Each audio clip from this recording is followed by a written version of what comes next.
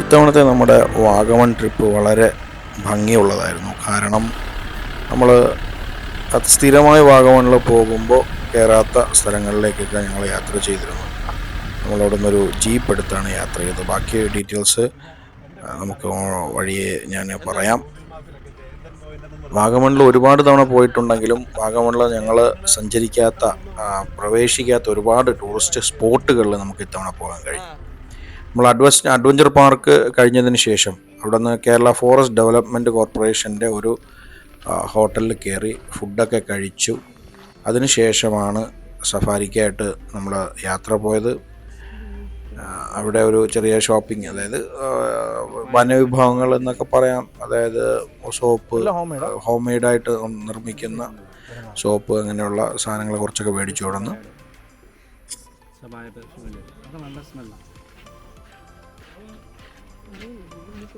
അറിയുന്നില്ല, ഞാൻ മറ്റേ അടിച്ചോണ്ടിരിക്കും. ഇത് രണ്ടും ഒന്ന് തന്നെ, ഇതും ഒന്ന് തന്നെ, അല്ലാതെ വേറെ അത് റോളായി.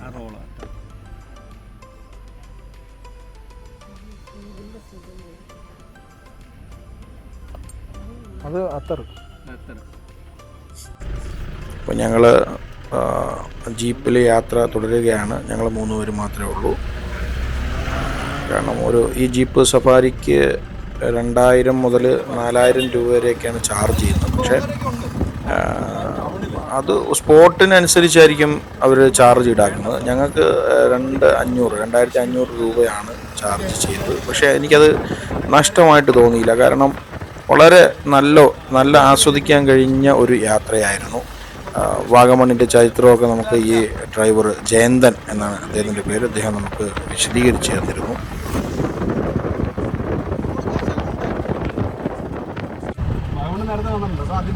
ഞാൻ 2-3 തവണ വന്നിട്ടുണ്ട്. പക്ഷെ ഇപ്പോൾ കുറച്ചുകൂടെ സ്ഥലങ്ങൾ കാണാനുണ്ട്. അതെല്ലാം അഡ്വഞ്ചർ പാർക്കൊക്കെ കൊള്ളാം. ഞാൻ നേരത്തെ വരുമ്പോൾ ഒന്നും ഇല്ല. ഇതൊക്കെ തുടങ്ങിയിട്ട് എത്ര ആളായി? അഡ്വഞ്ചർ പാർക്ക് ശരിക്കും 2013 തുടങ്ങിയതാണ്. അത് ശരി. അത് അന്നേരമാണ് ഈ സ്ഥലമെല്ലാം വീതം വെച്ചത്. അത് 3 ഡിപ്പാർട്ട്മെന്റിന്റെ സ്ഥലം അവിടെയാണ്. Okay okay okay. ശരിക്കും ആദ്യം സൂയിസൈഡ് പോയിന്റ് എന്നായിരുന്നു അറിയപ്പെടുന്നത്. അതായത് സ്പടികം സിനിമയില്ലായി, അതിൽ ആ ഉർവശിയെ കള്ളു കുടിപ്പിക്കുന്ന സീനൊക്കെ. വാഗമണിൻ്റെ ചരിത്രവും അതിൻ്റെ വികസന പ്രവർത്തനങ്ങളും ഒക്കെ വിശദീകരിച്ചുകൊണ്ടാണ് നമ്മുടെ ട്രക്കിംഗ് തുടരുന്നത്. അതുകൊണ്ട് തന്നെ വലിയ ബോറായിട്ടും തോന്നിയില്ല. കാരണം വാഗമണ് എന്തായിരുന്നു, അത് ഇവിടെ ഇപ്പോൾ എങ്ങനെ ആയി, അങ്ങനെയുള്ള ഒരു ലഘു വിവരണം അദ്ദേഹം നമുക്ക് തരുന്നുണ്ടായിരുന്നു. പിന്നെ ഞാൻ ഈ ജയന്തനെ പരിചയപ്പെടുന്നത് എൻ്റെ അനുജൻ വഴിയാണ്. അനുജനൊക്കെ കഴിഞ്ഞ തവണ വെക്കേഷൻ വരുമ്പോൾ ജയന്തനാണ് അവരെ ട്രക്കിങ്ങിന് കൊണ്ടുപോയതും അവിടെ സ്ഥലങ്ങൾ കൊണ്ട് കാണിച്ചു കൊടുത്തതും. അതൊരു നല്ല അനുഭവമായിരുന്നു എന്ന് അനുജൻ പറയുന്നതിൻ്റെ ഫലമായിട്ടാണ് ഞാൻ ഇദ്ദേഹത്തിന് ബന്ധപ്പെടുന്നതും. പക്ഷെ അതെനിക്കൊരു വലിയ നഷ്ടമായിട്ട് തോന്നിയില്ല. കാരണം നല്ലൊരു ട്രിപ്പ് തന്നെയായിരുന്നു ജയന്തൻ നമുക്ക് നൽകിയത്.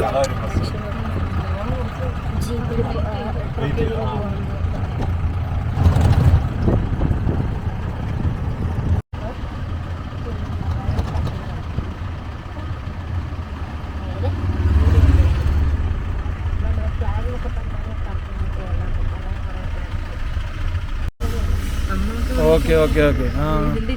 ഇതൊക്കെ ഏത് വർഷമുള്ളത്? ഇത് 2006. Okay okay okay. ഞാൻ ഈ സമയത്ത് ഇവിടെ വന്നിട്ടുണ്ട്. അതാണ് ഞാൻ ചോദിച്ചത്. നമ്മൾ കണ്ട് പരിചയമുള്ള സ്ഥലം എവിടെയൊക്കെ? ഇത് സിനിമ, ഡാനി സിനിമ, മമ്മൂട്ടിയുടെ. ഇതൊക്കെ അതേപടി ഉള്ളതായിരുന്നു. ഇവിടുന്ന് ഇങ്ങനെയാണ് പുള്ളി ഇങ്ങനെ നടന്നു പോകുന്നതായിട്ട് കാണിക്കുന്നത്. Okay okay okay okay. ഈ ദൃശ്യങ്ങൾ കാണുമ്പോൾ മനസ്സിലാവും പഴയ വാഗമൺ. ഇന്ന് വാഗമണിൻ്റെ ഇരുഭാഗങ്ങളും കടകളും മറ്റുമായിട്ട് നിറഞ്ഞിട്ടുണ്ട്. പ്രധാനമായിട്ട് ടൂറിസ്റ്റുകളെ ആശ്രയിച്ചാണ് ഇത്രയും വികസന പ്രവർത്തനങ്ങൾ വന്നത്. മുൻപ് സ്ഥലത്തിന് വില ഉണ്ടായിരുന്നില്ല. അങ്ങനെയുള്ള കാര്യങ്ങളെല്ലാം മനസ്സിലാക്കാൻ കഴിയും. 200 ഏക്കർ ഭാഗം ടൗൺ വികസനത്തിനായിട്ട് വിൽക്കാനായിട്ട് ക്യാബിനറ്റിന്റെ ഒരു തീരുമാനം പോയി. Okay okay okay. 1800 ഏക്കർ വിറ്റ് വാങ്ങി വരുന്നത്. Okay okay. ഇതൊക്കെ ഇപ്പോഴും തേയിലത്തോട്ടമായിട്ട് തന്നെ എടുക്കുക. അത് ശരി. എടുക്കുകയാണെന്ന് വരും. അപ്പോൾ ഇവിടെ നിന്ന് ഇപ്പോൾ തേയിലയൊന്നും എടുക്കുന്നില്ല. ഇതൊക്കെ വിറ്റ് പോയി ശരിക്കും ഈ സ്ഥലം. Okay okay. വാങ്ങിയവർ പണിയില്ലെന്നേ ഉള്ളൂ.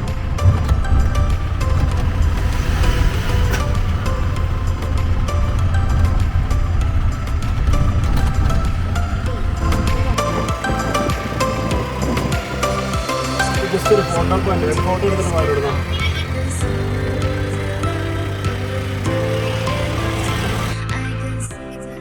നമ്മുടെ ജീപ്പ് സഫാരിയുടെ ഫസ്റ്റ് ഒരു സ്പോട്ടാണ് ഇവിടെ നമ്മൾ വന്നത്. ഇവിടെ കുറച്ച് ഫോട്ടോസൊക്കെ എടുക്കാൻ കഴിഞ്ഞു. അത്യാവശ്യം ചെറിയൊരു വ്യൂ ഉണ്ടായിരുന്നു ഇവിടെ.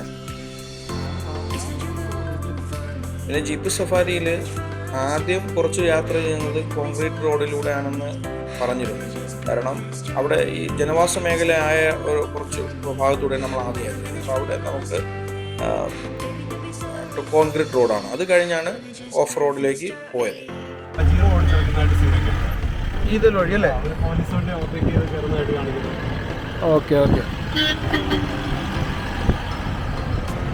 ഇനി ഇതെല്ലാം കേട്ടിട്ട് വീട്ടിൽ പോയി ഇതെല്ലാം ഒന്ന് നോക്കണം.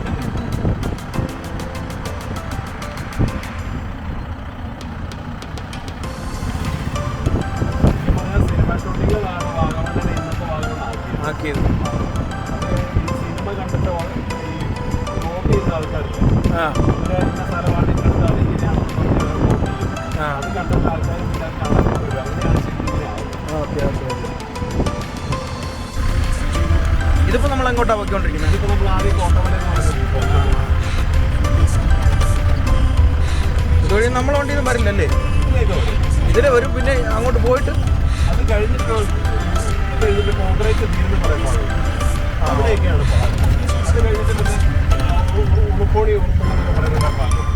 Okay okay. അവിടെയൊക്കെ നമ്മുടെ വണ്ടി നോർമൽ വണ്ടിക്ക് പോയിട്ടുണ്ടാകും. ഒരുപാടല്ല കൂടുതൽ.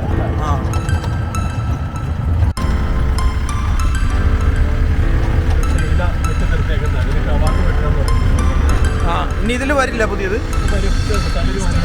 വാഗമൺ എന്നത് ഇടുക്കി, കോട്ടയം ജില്ലകളിലായി വ്യാപിച്ചു കിടക്കുന്നൊരു വിനോദസഞ്ചാര മലമ്പ്രദേശമാണ്. കോട്ടയം, ഇടുക്കി ജില്ലകളുടെ അതിർത്തിയിൽ ഈരാറ്റുപേട്ടയിൽ നിന്ന് 25 കിലോമീറ്റർ കിഴക്കായിട്ടാണ് ഇത് സ്ഥിതി ചെയ്യുന്നത്. സമുദ്രനിരപ്പിൽ നിന്നും 1100 മീറ്റർ അടി ഉയരത്തിലാണ് വാഗമൺ സ്ഥിതി ചെയ്യുന്നത്. ഇവിടെ പൊതുവെ തണുത്ത കാലാവസ്ഥയാണുള്ളത്. വേനൽക്കാലത്ത് പകൽ സമയത്ത് താപനില എന്ന് പറയുന്നത് 10 മുതൽ 25 ഡിഗ്രി സെൽഷ്യസ് വരെയാണ്. തേയിലത്തോട്ടങ്ങളും പുൽത്തകടികളും മഞ്ഞും ഒക്കെയാണ് ഇവിടുത്തെ ചാരുതയ്ക്ക് മാറ്റുകൂട്ടുന്നത്.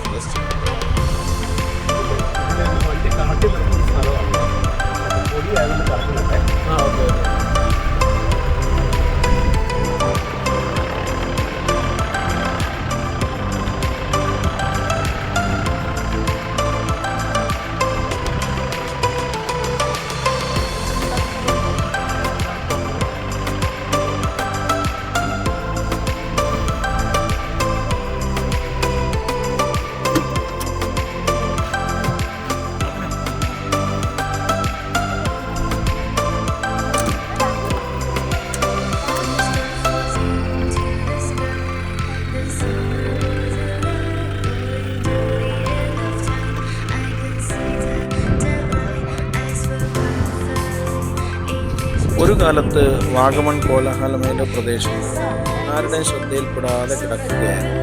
ഇവിടെ ആകെ ഉണ്ടായിരുന്നത് ഒരു ഇൻഡോ സ്വിസ് പ്രോജക്റ്റിൻ്റെ കന്നുകാലികളുടെ വിനോദസഞ്ചാര മാപ്പിൽ വാഗമൺ സ്ഥാനം പിടിക്കുകയും പത്രമാധ്യമങ്ങളുടെ പ്രശസ്തി മനസ്സിലാക്കുകയും ചെയ്തതോടുകൂടി മാത്രമല്ല വ്ളോഗർമാരുടെ വരവോടുകൂടിയും കൂടിയാണ് വാഗമണിലേക്ക് സഞ്ചാരികളുടെ ഒഴുക്ക് വർദ്ധിച്ചത്.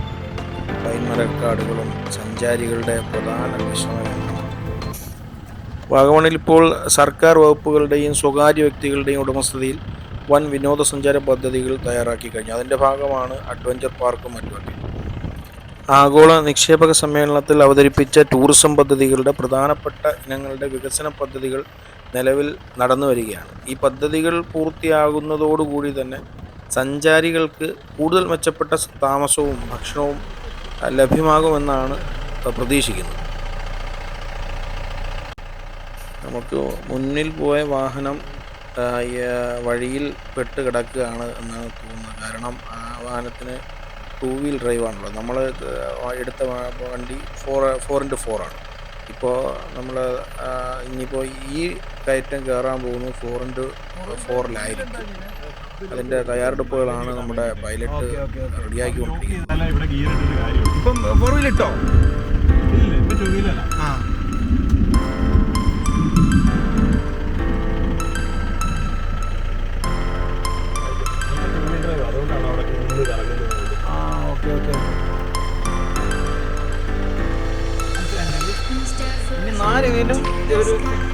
കണക്ട് ചെയ്യും. നമ്മളിപ്പോൾ ഫ്രണ്ട് വീലിലാണ് വണ്ടി കൊടുക്കുന്നത്, എഞ്ചിൻ പിടിച്ചോളാം. ഇനി 4 വീലും ആണ്. അത് നമ്മളെ കാറുകളിലൊന്നുമില്ല. കറങ്ങിക്കൊണ്ടിരിക്കുക, കയറിയില്ലേ വണ്ടി, കയറിയില്ല.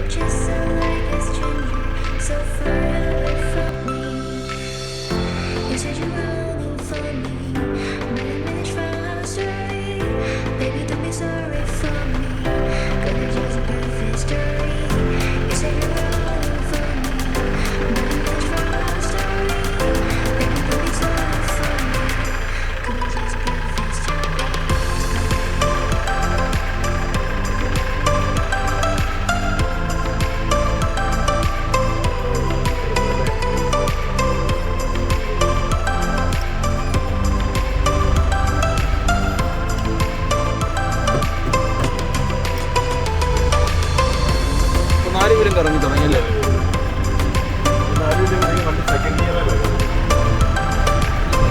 അല്ലെങ്കിൽ എങ്ങനെ ഫസ്റ്റ് ഗിയറില്ല കയറേണ്ട? ഫസ്റ്റ് ഗിയർ വണ്ടി കറങ്ങി.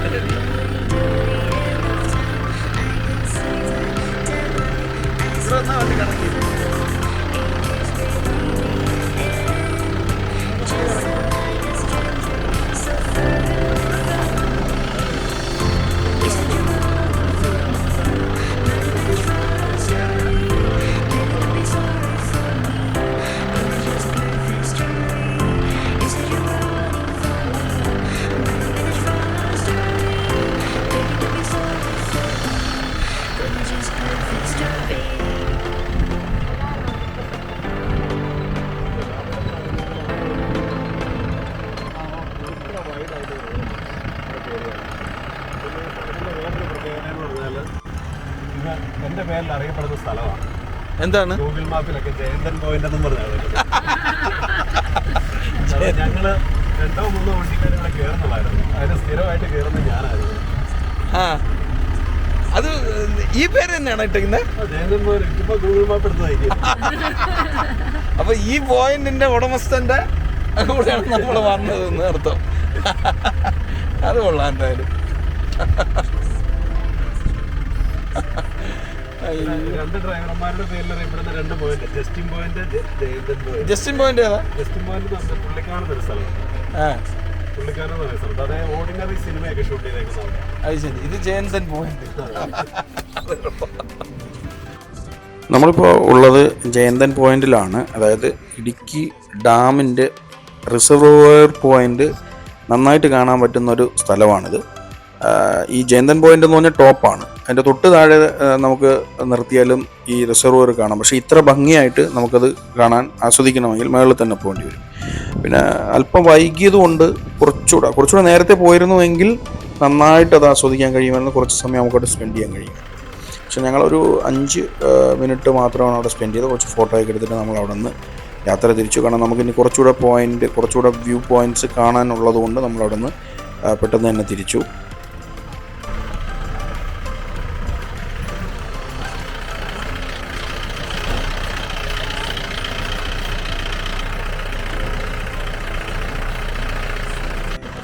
നമ്മളിപ്പോൾ സഞ്ചരിച്ചു കൊണ്ടിരിക്കുന്നത് വനത്തിനുള്ളിലൂടെയാണ്.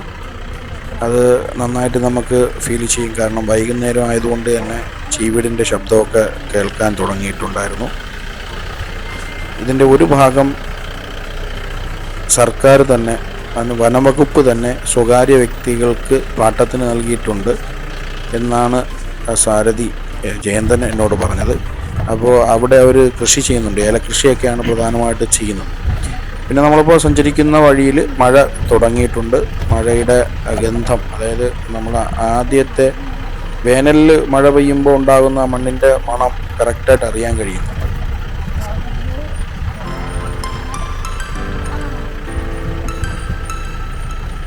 ആ മണം കണ്ട മണ്ണിൻ്റെ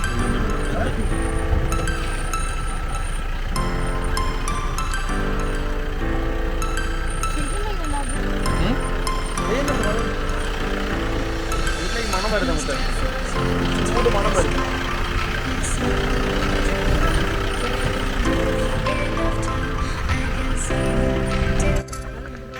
നമ്മളിവിടെ എത്തിയപ്പോൾ ഒരു ബിൽഡിംഗ് കാണാനിടയായി. ഇപ്പോൾ വാഹനം അവിടെ നിർത്തി, കാരണം വണ്ടിയുടെ ഗ്ലാസ് ഒക്കെ ഇടുന്നതിന് വേണ്ടിയിട്ടാണ് ജയന്തൻ വാഹനം അവിടെ നിർത്തിയത്. അപ്പോൾ ഞാൻ ഈ ബിൽഡിങ്ങിൻ്റെ കാര്യം ചോദിച്ചപ്പോൾ എന്നോട് പറഞ്ഞത് ഇതൊരു ഏക അധ്യാപിക വിദ്യാലയമാണ്. അതായത് ഒരു അധ്യാപിക മാത്രം ഉണ്ടായിരുന്ന ഒരു വിദ്യാലയമായിരുന്നു ഇത്. ഇവിടെ കുറച്ച് ഈ വനത്തിനുള്ളിൽ താമസിക്കുന്നവരുടെ കുട്ടികൾ ഇവിടെ പഠിച്ചിരുന്നു. എനിക്ക് തോന്നുന്നു 4ാം ക്ലാസ് വരെയുള്ള വിദ്യാഭ്യാസം ഇവിടെ നൽകിയിരുന്നു. പക്ഷേ ഒരു 2-3 വർഷങ്ങൾക്ക് മുമ്പ് ഇവിടുത്തെ അധ്യാപിക, അത് തിരുവനന്തപുരം സ്വദേശിയായ ഒരു അധ്യാപികയായിരുന്നു. അപ്പോൾ ആ അധ്യാപിക റിട്ടയറായി പോയതിന് ശേഷം പിന്നെ ആരും ഈ ഭാഗത്തേക്ക് ഈ അധ്യാപക വിദ്യാലയത്തിലേക്ക് വരാൻ തയ്യാറാകാത്തതിനെ തുടർന്ന് പൂട്ടിപ്പോയൊരു സ്ഥാപനമായിരുന്നു ആ സ്കൂൾ. അപ്പോൾ എനിക്കത് അതിശയമായിട്ട് തോന്നി. ഞാൻ ആദ്യമായിട്ടാണ് ഏകാധ്യാപിക അല്ലെങ്കിൽ ഏകാധ്യാപക വിദ്യാലയം കാണുന്നത്.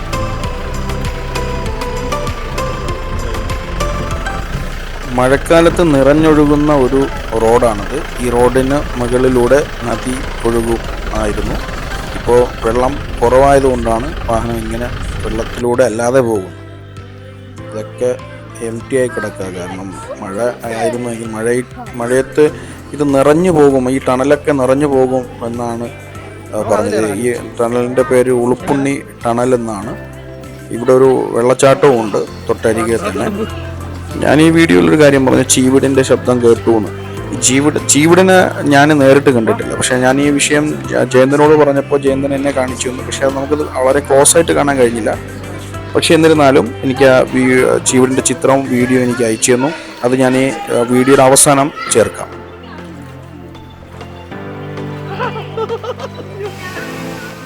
ഇപ്പോൾ നിങ്ങൾ കാണുന്നത് ഈ ഉൾപ്പുണ്ണി ടണലിൽ മഴക്കാലത്ത് ടണൽ നിറഞ്ഞ് ഒഴുകി പോകുന്ന ഒരു വീഡിയോ ആണ്. ഇത് നേരത്തെ പകർത്തിയ വീഡിയോ ആണ് എനിക്ക് കിട്ടിയത്. ഞാൻ വീഡിയോയിൽ ചേർക്കുന്നതാണ്. ഇത്രയും വെള്ളം നിറഞ്ഞു പോകുന്ന ടണലിലൂടെയാണ് നമ്മളിപ്പോൾ സഞ്ചരിക്കുന്നത്. നമ്മളവിടെ നിൽക്കുന്നതും ഫോട്ടോ എടുക്കുന്നതൊക്കെ ഈ ടണലിലാണ്.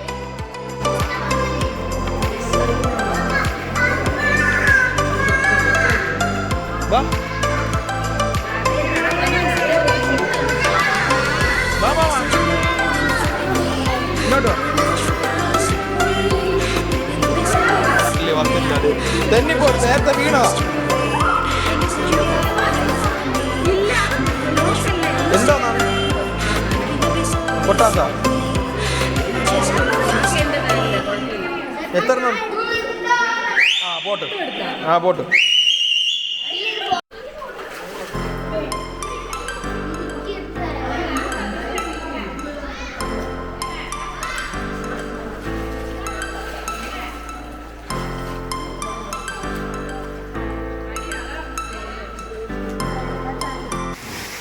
ഇപ്പോൾ നിങ്ങൾ കാണുന്ന ഉളുപ്പുണ്ണി വാട്ടർഫാൾസ് ആണ്. ഇവിടെ ഇപ്പോൾ മഴ ഇല്ലാത്തത് കാരണം വെള്ളം ചാട്ടം ഇങ്ങനെ കാണാൻ കഴിയില്ല. ഡ്രൈ ആയിട്ടാണ് കണ്ടത്. ഇതും നേരത്തെ പകർത്തിയ ചിത്രങ്ങൾ എനിക്ക് ലഭിച്ചത് ഞാൻ വീഡിയോയിൽ ചേർക്കുന്നതാണ്. ഇങ്ങനെയാണ് ഈ ഭാഗത്തെ നദി നിറഞ്ഞൊഴുകി പോകുന്നത്. ഇപ്പോൾ വെള്ളം ഉണ്ടെങ്കിലും ഒരു ഡ്രൈ അവസ്ഥയിലാണ് ഞാൻ കണ്ടത്. വാഗമൺ പോവുകയാണെങ്കിൽ ഒരിക്കലും നിങ്ങൾ ഈ ജീപ്പ് സഫാരി മിസ് ചെയ്യരുത്. ഏതെങ്കിലും ഒരു ജീപ്പ് സഫാരി ബുക്ക് ചെയ്യുക, ഇവിടെ എല്ലാം എക്സ്പ്ലോർ ചെയ്യുക. ഞാൻ നമ്മുടെ സാരഥി ജയന്തൻ്റെ ഡീറ്റെയിൽസ് ഡിസ്ക്രിപ്ഷനിൽ കൊടുത്തേക്കാം. നമ്മളിപ്പോൾ നിൽക്കുന്നത് കൈതപ്പത്തൽ വ്യൂ പോയിൻറ്റിലാണ്. ഇത് സൂയിസൈഡൽ പോയിൻ്റ് എന്നാണ് പറഞ്ഞു കേൾക്കുന്നത്. വളരെ മനോഹരമായ ഒരു ദൃശ്യമാണ്. മലകൾക്കിടയിൽ നിന്നിങ്ങനെ മഞ്ഞ് കയറി വരുന്നതും ഒക്കെ കാണാൻ നല്ല ഭംഗിയാണ്. ഞങ്ങളവിടെ നിന്നൊരു ഫോട്ടോ ഒക്കെ എടുത്തിട്ടാണ് തിരിഞ്ഞത്. കാരണം ഇത് നമ്മുടെ അവസാനത്തെ, അതായത് ഈ വാഗമൺ ട്രിപ്പിൽ ജീപ്പ് സഫാരിയിൽ അവസാനത്തെ പോയിൻ്റാണ്. ഇത് കഴിഞ്ഞ് ഞങ്ങളുടെ ട്രിപ്പ് അവസാനിപ്പിക്കുകയും ഞങ്ങൾ റൂമിലേക്ക് പോവുകയാണ് ചെയ്തത്. എന്തായാലും നമ്മുടെ ജീപ്പ് സഫാരി വളരെ മനോഹരവും എനിക്ക് ഒരുപാട് ഇഷ്ടപ്പെട്ടു. കാരണം വാഗമൺ ഇത്രയും നമ്മൾ നാളെ പോയിട്ടുണ്ട് എങ്കിലും ഇത്രയും എക്സ്പ്ലോർ ചെയ്തത് ആദ്യമായിട്ടാണ്. ഇത്തവണയാണ് ഇത്രയും നന്നായിട്ട് നമുക്ക് എക്സ്പ്ലോർ ചെയ്യാൻ കഴിഞ്ഞത്. വീഡിയോ ഇഷ്ടമായി കാണുമെന്ന് കരുതുന്നു. ചാനലൊന്ന് സബ്സ്ക്രൈബ് ചെയ്യുക, ലൈക്ക് ചെയ്യുക, കമൻറ്റ് ചെയ്യുക. അപ്പോൾ കൂടുതൽ വീഡിയോസ് നമുക്ക് അപ്ലോഡ് ചെയ്യാൻ കഴിയും.